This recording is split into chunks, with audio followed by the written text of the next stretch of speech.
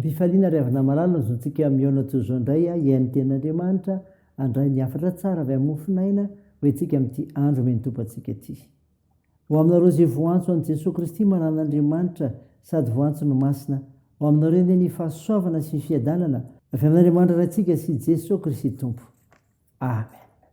Alarobia 1 janoary 2022 imanjinantsika nireo hevitra manao hoe mahefa ny zavatra rehetra ny tompo. Andeha ry havana idera sy ankalazan'andriamanitra isika. Anantranao ary andriamanitra mpanjako sy ankalaza naharinao mandrakizay dory.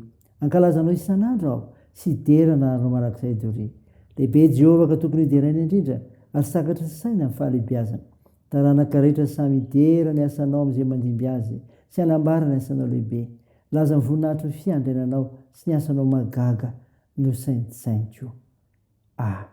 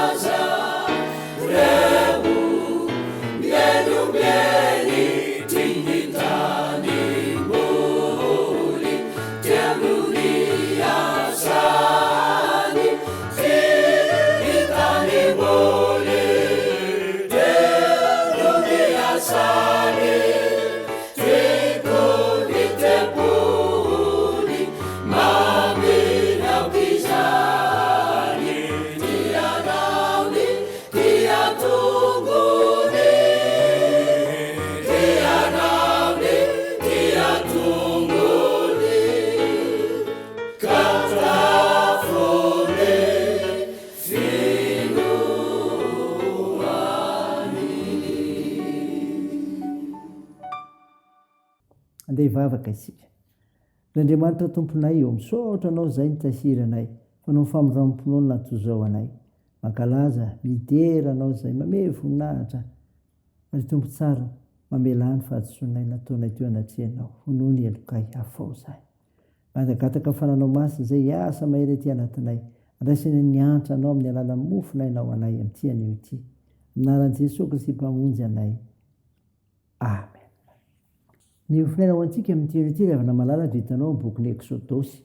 Eksodosy 20, manokana 12 ka hatramin'ny 120. Mivaky toy izao aminaran'i Jesosy.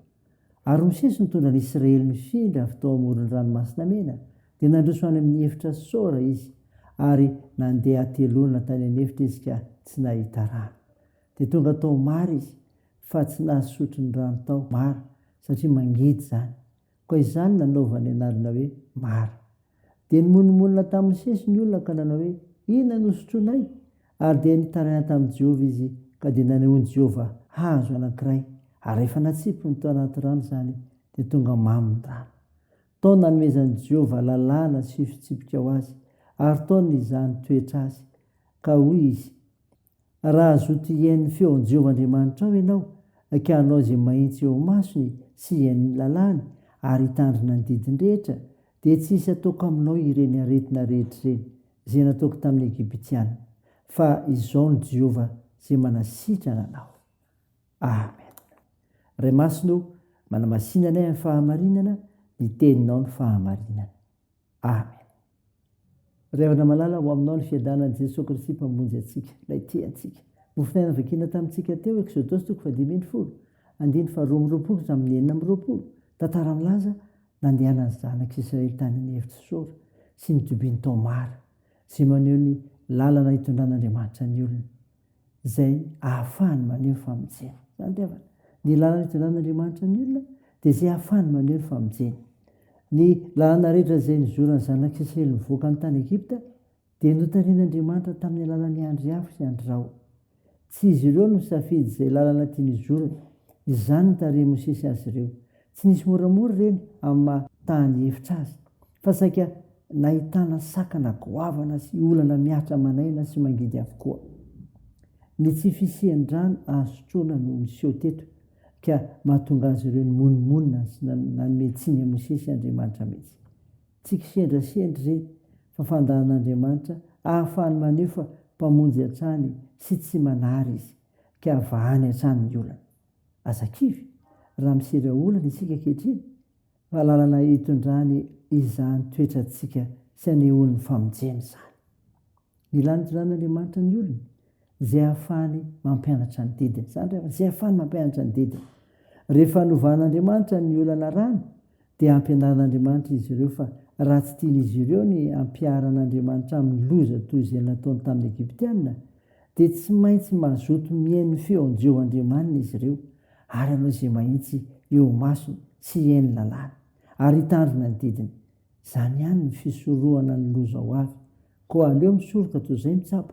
Andriamanitra ery ihany no mahavany olana, ary ny azona tsipiny nanova ho rano ho mamy dia tandido ny azo fijalian'i Jesosy Kristy, izay manova ny mangidy ho amin'ny fiainantsika pino ho tonga fiainana. Izay izany ravana, teo an'Andriamanitra ery amin'ny voninahitra. Amen. Dia vavaka isika.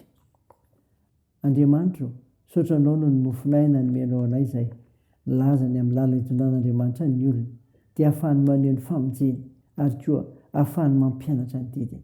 Tompo, vavaka aminao izay ho an'ny ankohonana kristianina tsirairay, mba naiky ny fitondran'Andriamanitra ny fiainany, ka azoany famonjena sy iainany didin'Andriamanitra soa azy. Tompo, sandro mararika omenao fanantenana amin'ny fanasitrana. Mpanasitrana mahindrindra ianao, ko atao ny asa fitsaboana.